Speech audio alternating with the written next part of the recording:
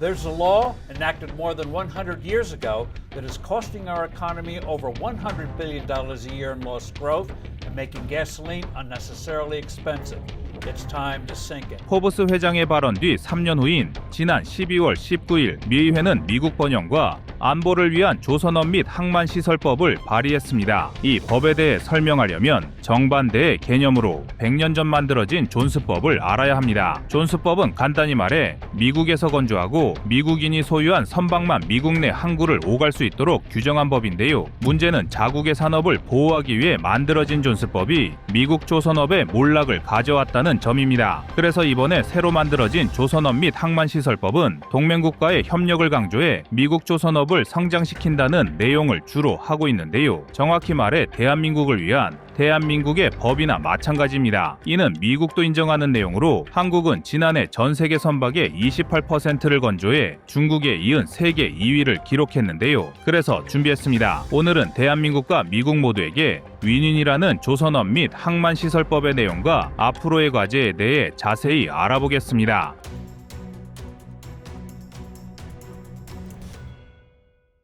트럼프가 대한민국의 조선 산업에 관심을 두는 것은 다름 아닌 중국과의 경쟁 때문입니다. 현재 미국은 중국과의 함정 경쟁에서 뒤처지기 시작했으며 실제 미 국방부의 관련 자료에 따르면 중국이 현재 370척의 해군 함정을 보유했지만 미국은 290척에 그치고 있습니다. 더욱이 미국의 군수물류 선단은 노후화가 심각해 향후 8년 내 28척이 퇴역을 앞두고 있어 전략적 취약점으로 지적되고 있는데요. 중국은 정반대로 향후 500척까지 함대 확장 계획을 밝히고 있습니다. 대외경제정책연구원이 발표한 미중 해군력 경쟁의 추이와 전망 2008-2030 보고서에 따르면 중국은 최근 몇 년간 급격히 해군력을 증강하며 미국을 압도하는 건조 능력을 보여주고 있습니다. 한국이 지난해 전 세계 선박의 28%를 건조한 2위 국가였다면 중국의 시장 점유율은 무려 51%로 압도적 차이를 내고 있는데요. 이는 군사용 선박의 건조에도 그대로 이어지고 있습니다. 중국은 2008년 해군 함정 총톤수에서 세계 3위로 부상했는데 최근 50년간 거의 100배 정도 증가한 수치이며 이들 함정의 70%가 최근 10년간 만들어졌습니다. 이는 함정의 평균 연령과도 깊은 연관이 있는데요. 중국 함정의 평균 연령은 약 15년으로 미국의 절반 수준입니다. 또한 이미 중국은 2015년 함정수에서 미국을 앞서기 시작했으며 2022년 기준 351척을 보유하며 미국과의 격차를 계속해서 확대하고 있습니다. 더욱 우려되는 점은 미 해군 소속의 수송사령부가 보유한 44척의 수송선박 중 28척이 향후 8년 내 퇴역을 앞두고 있다는 것인데요. 미국은 이를 대체할 계획을 전혀 세우지 못하고 있습니다. 이런 상황에서 만들어진 미국의 조선업 및 항만시설법은 한국 조선업과의 협력을 통해 돌파구를 찾겠다는 계획인데요. 사실 대한민국의 자본과 기술을 이용해 미국 내 조선업의 부흥을 도모한 법안은 바이든 정권 시절에도 있었습니다. 다만 개방의 폭이 달라졌습니다. 트럼프는 미국 대통령 선거에서 당선되자마자 한국 대통령과의 첫 통화에서 한국의 세계적 군함과 선박 건조 능력을 잘 알고 있으며 선박 수출뿐 아니라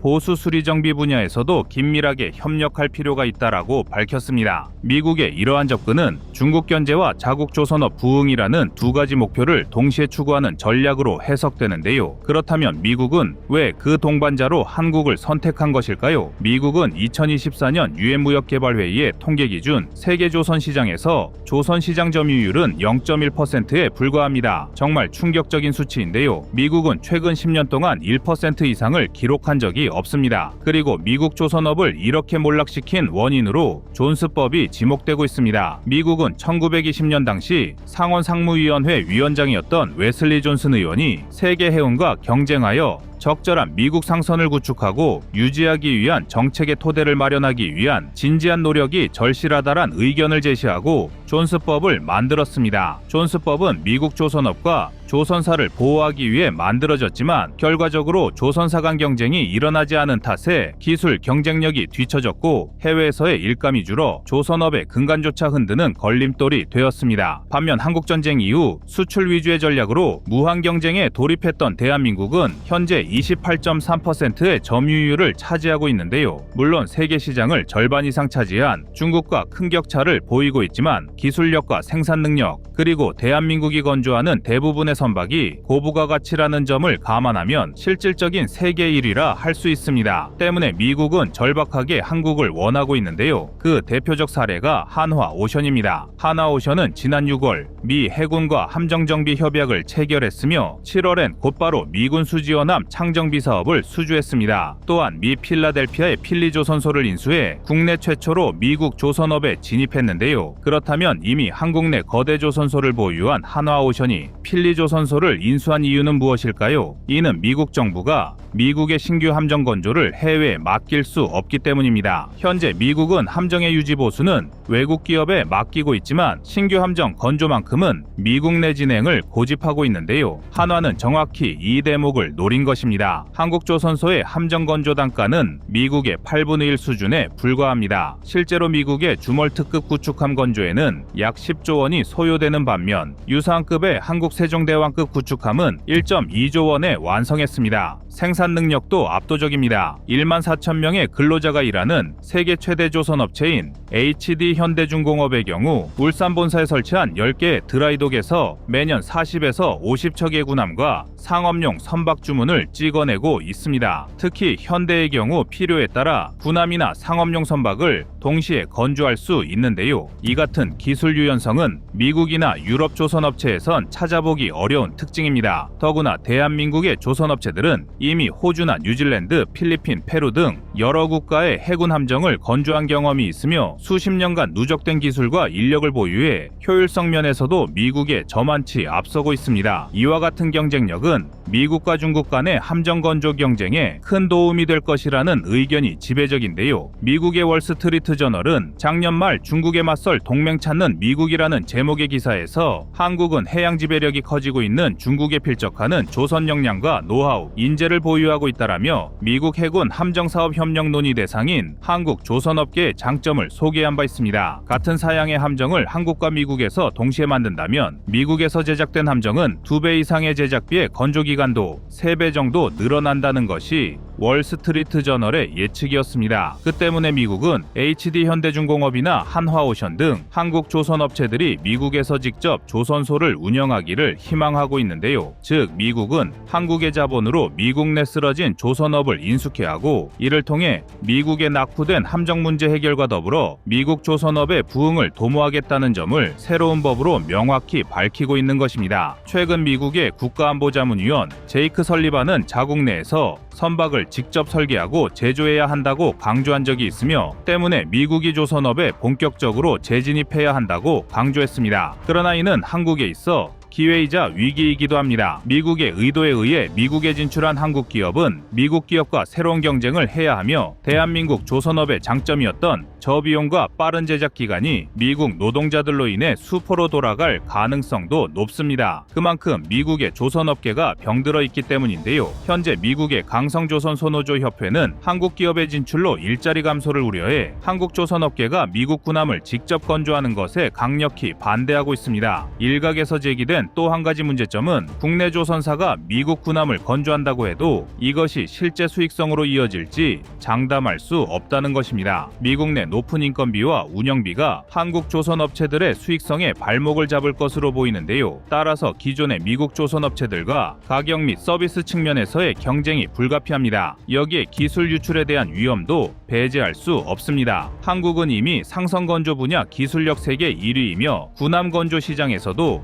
글로벌 리더로 부상하고 있습니다. 미국이 한국 조선업에 주목하는 상황은 한국이 조선업에서 군사강국으로 도약할 기회 제공이며 세계 시장에서의 입지를 증명하는 사건으로 보고 있습니다. 실제로 미국은 한국의 조선사와 대형 군함 프로젝트를 협의 중인데요. 그러나 우리가 조심할 것은 과거 미국이 바이든 행정부 시절 대한민국 반도체에 저지른 만행입니다. 미국은 반도체법과 인플레 방지법 등을 내세워 한국 반도체 업체들의 미국 내 투자를 강제하였고 쓰러진 미국의 반도체 산업을 일으킬 수 있는 기반을 구축했지만 결국 중국을 제재하기 위한 방안으로 한국을 이용했습니다. 미국은 자국 내 투자는 강제하면서 중국에 대한 수출과 투자를 제한해 큰 손해를 입힌 적이 있는데요. 이런 손해를 조선업에서도 입지 말라는 보장이 없습니다. 그러나 미국의 우방국 중에 이 정도로 높은 생산성과 기술력을 보유한 나라는 대한민국이 유일하기에 서로에게 필요한 존재라 할 수 있는 있는데요. 우리는 우리 나름대로 미국의 제안을 이용해 우리의 조선업을 더욱 성장시키고 동시에 군사적 위상을 세계적으로 강화할 수 있는 전략을 추진해야 할 겁니다. 그리고 이것이 새로운 시대를 앞둔 대한민국 조선업의 2025년이 기대되는 이유입니다.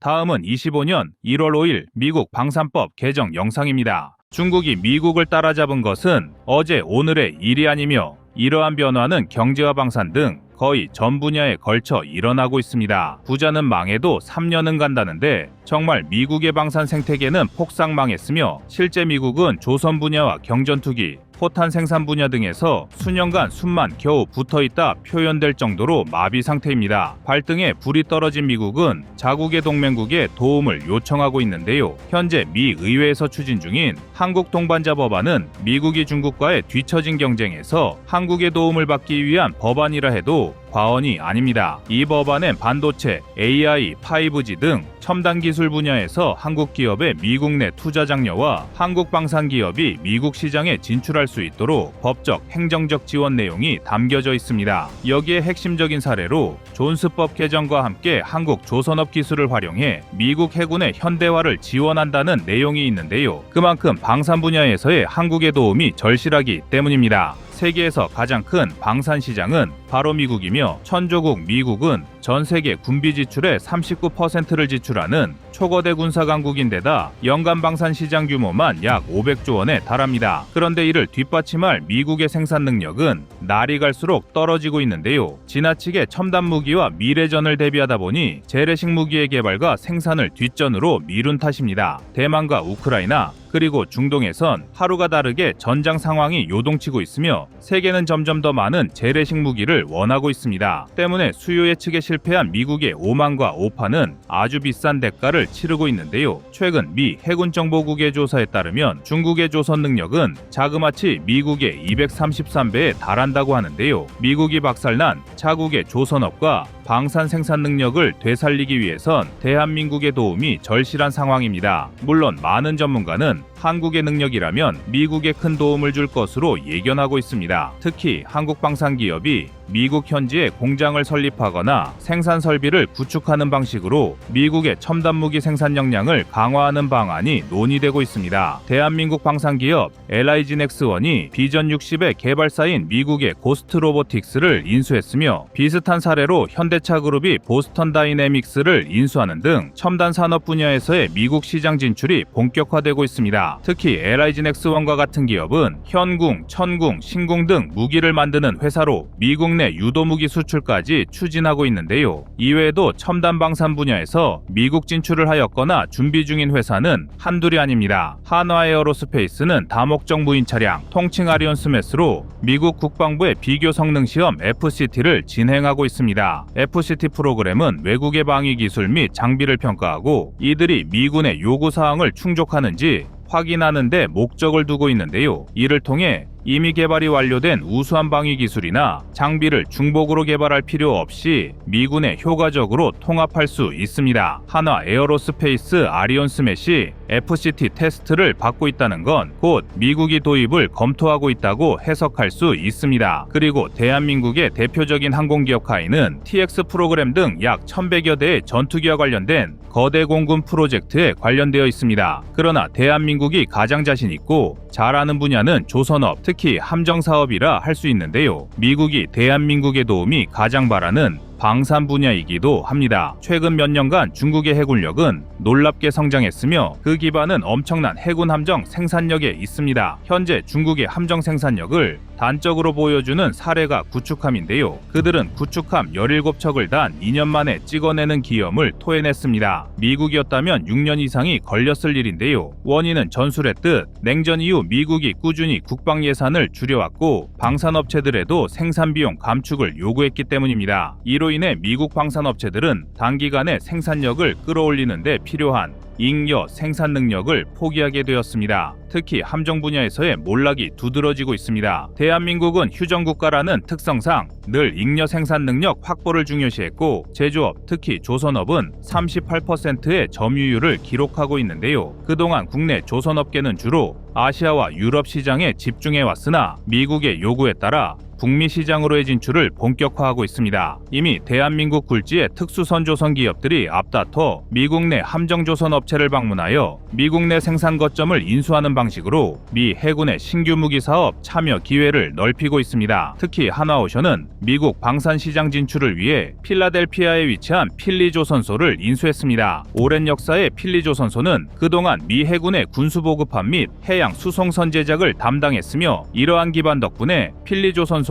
미국 내에서도 전략적 조선소로 자리 잡아 왔습니다. 따라서 한화가 미 방위산업의 핵심인 필리조선소를 인수했다는 것은 미국 내 방위산업 프로젝트에 참여할 수 있는 교두보를 확보한 것이나 마찬가지인데요. 그동안 미국 진출의 걸림목이었던 존스법을 역이용해 미 해군 함정 수주 및 유지 보수 등 MRO 사업에 뛰어들 수 있는 이점까지 확보한 것입니다. 그리고 한화에 이어 HD 현대중공업 역시 미국과 호주 소재의 조선소를 인수하기 위해 현지 협의 중입니다. 미국 외국인투자심의위원회와 국방교역통제국은 한화의 인수안이 올라오자마자 1차에서 신속하게 확정시켰습니다. 이것은 그만큼 미국 정부가 한화그룹의 필리조선소 인수를 긍정적으로 평가하고 미국 조선업 및 방산산업 활성화에 기여할 것이라는 기대가 반영된 결과로 해석됩니다. 현재 미국의 조선업은 현저히 약화된 상태로 특히 전투함정 같은 특수선 분야는 높아진 인건비에 비해 열약하기 짝이 없는 설비 탓에 평균적인 건조 비용보다 두세 배 이상 비싸고 납기도 늦어지고 있습니다. 당연히 그만큼 투자가 늦어지는 악순환에 빠져들었는데요. 이러한 미국의 위기는 대한민국엔 기회이며 미국 조선소가 조선업계 1위인 대한민국의 투자를 반길 수밖에 없는 상황입니다. 더구나 중국과의 강대강 대결로 정작 마음이 급한 것은 한국이 아닌 미국입니다. 대한민국의 방위산업은 1970년 스타트라인을 끄는 이후 단 하루도 쉬지 않고 발전하고 있습니다. 이는 질적인 발전만을 의미하는 것이 아니라 양적으로 가장 큰 생산력을 보유한 국가입니다. 대한민국은 무기체계 생산 라인의 가동률이 60%를 넘지 않는 것으로 유명한데요. 심지어 폴란드와의 대규모 무기 계약이 이루어진 이후에도 가동률은 80% 정도입니다. 전시 상황에 대비한 대한민국 방산업에 여유라 할 수 있을 텐데요. 항상 필요 이상의 생산 설비를 유지했던 덕분입니다. 이외에도 미국은 세계 최고의 반도체 생산국 대한민국을 이용 미국의 첨단 무기 시스템과 AI 기술의 필수적인 부품을 공급받길 원하고 있습니다. 철강 분야도 한국이 줄곧 수위를 유지한 생산 분야라 할 수 있으며 방산을 위한 핵심인데요. 미국은 방산 산업에 필요한 고품질 철강을 안정적으로 공급하기 위해 대한민국과의 협력 확대를 꾀하고 있습니다. 여기에 한국 동반자 법안까지 통과될 경우 한국의 방산 및 조선업 기업은 미국 시장에서 새로운 기회를 얻을 것입니다. 특히 미국의 정책 변화에 따라 한국 기업들이 적극적으로 투자에 나설 경우 한미 간 경제 및 안보 협력은 한층 더 강화될 전망입니다. 이 법안은 단순히 경제적 이익을 넘어 중국 견제라는 전략적 목표를 염두에 두고 있습니다. 중국이 군사적, 경제적 영향력을 확대하는 상황에서 한국과의 협력은 미국이 아시아 태평양 지역에서의 우위를 유지하는 데 핵심적인 역할을 할 것으로 보이는데요. 이처럼 미국이 먼저 나서서 한국의 방산기업과 조선업체를 초청하며 법안을 개정하려는 움직임은 한국이 글로벌 경제와 안보의 핵심 파트너로 자리 잡고 있음을 상징하는데요. 한국이 미국의 기술 패권 전략에서 주요 동반자로 부상함에 따라 향후 미국과의 협력에서 한국이 더 많은 발언권을 갖게 될 가능성도 있습니다. 이상 꺼리튜브의 두 번째 미션이었습니다.